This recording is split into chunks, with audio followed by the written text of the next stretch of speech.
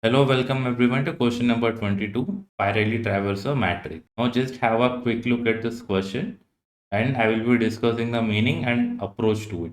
Before that, please don't forget to hit the subscribe button. If you have any extra email IDs, please do subscribe and support our channel. And if you have any doubt, just leave a comment below and we'll be very quick to respond. Okay, now coming to the meaning of the question, here we have an example 1, 2, 3, 4, right? This example and row has four rows and four columns are given here according to the question. And if you remember, in the multi-dimension array we use two indexes, one left index and one right index, right? So both of those index give us the position of this value.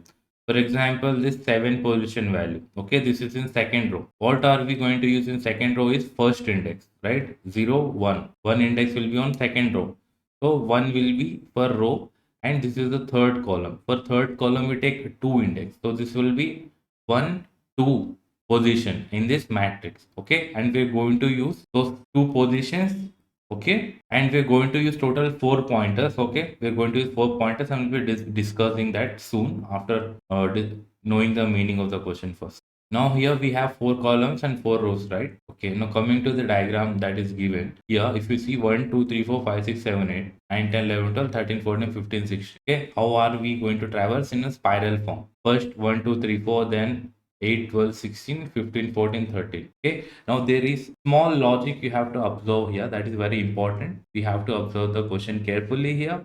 Here we have four directions: right side, below, left side and top, and for each direction we have four loops, okay, four for loops here, and we will be discussing those all for loops. First for loop, this is second for loop, and this is third for loop, and this is fourth for loop. Okay, and we will discuss those for loop in a bit. Now we have four directions, for loops and four pointers. Just come to the basic understanding here. Here, the row is same, column is different. Okay, we just have to iterate in the way row is same, column is different. Here, in the second for loop, the column should be same, row should be different. And in the third for loop, column should be different, row will be same.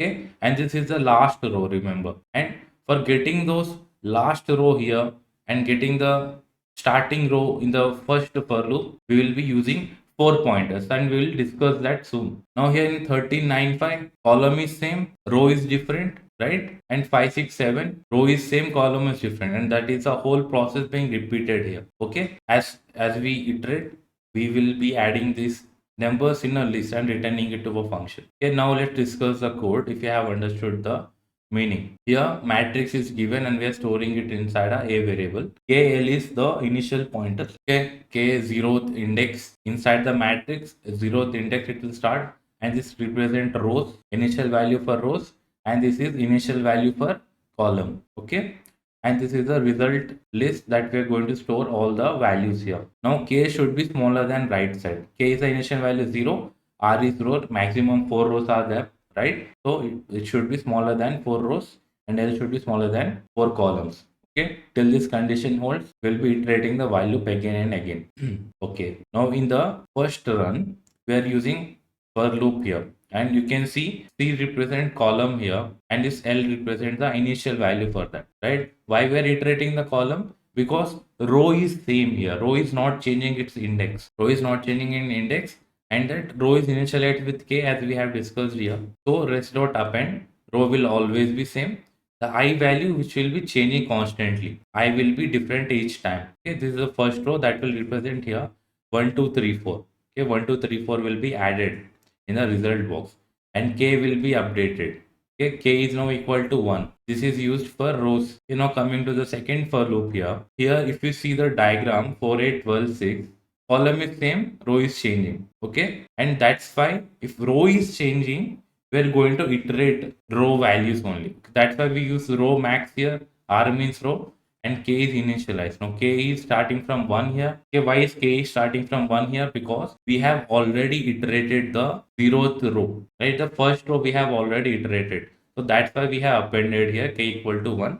So we won't be repeating that row again. Okay, from value index 1 to the last row index 3. Okay, now that will be used as I, that will row will be changing and column is same, C minus 1 column. Why C minus 1 column? Because this is the last column here. C is 4, 4 minus 1 will give us 3. Okay, and remember I told this right side index represent column here. So this is the column that we have to print or append to the result. That's why we're using C minus 1 here. After that, we're also reducing the C value because now the whole column has been appended successfully. Whole column has been appended successfully.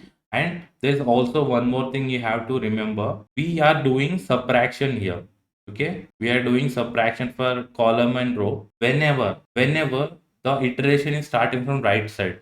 Okay, if you see 1 2 3 4 iteration from left to right, it is always plus 1. Either we're updating k or either we're updating L here. It is always plus 1. But if we are iterating on the right side, like from top to down or from left to the left side, here to the left side, we always do minus here. That is C minus 1 and R minus 1. Okay, that you can remember like that. From left side, we are adding plus 1. From we are reiterating from right side, we are using minus here. Okay, similarly in the third for loop also, third for loop 16 15 14 13, here we are, here row is same, that is the last row.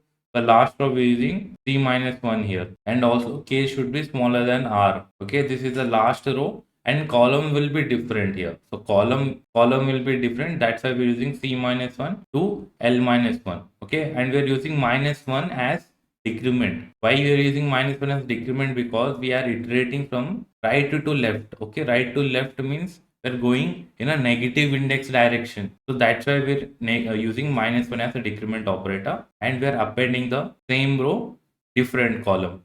Okay, after that we are reducing the row value as minus 1 here, and again another if condition, L should be smaller than C. If that satisfies, again in this fourth loop, that will be up. Okay, that will be up, and here rows are different, column is same. That's why we're using row as a value in the for loop. Okay, now we add all those row column values, I mean same column different row values.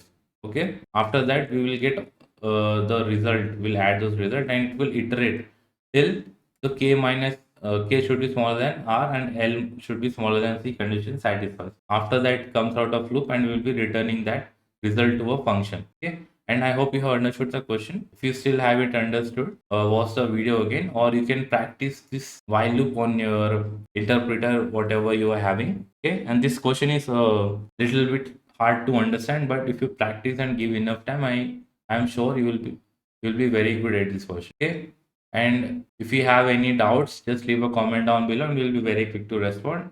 If you have any extra email IDs, please do subscribe our channel and support. Thank you for watching till then. Let's meet and then the question.